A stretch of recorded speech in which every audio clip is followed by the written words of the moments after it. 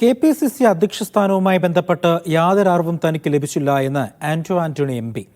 അധ്യക്ഷ സ്ഥാനത്ത് നിന്ന് തുടരുമെന്നും KPCC പ്രസിഡന്റ് കെ സുധാകരന്റെ പരാമർശത്തെക്കുറിച്ച് അറിയില്ല എന്നും തീരുമാനങ്ങളെല്ലാം ഹൈക്കമാൻഡാണ് എടുക്കേണ്ടതെന്നും ആന്റണി പറഞ്ഞു. എനിക്ക് യാതൊരു വിധമായ അറിയിപ്പും ഇങ്ങനൊരു കാര്യത്തെ സംബന്ധിച്ചില്ല.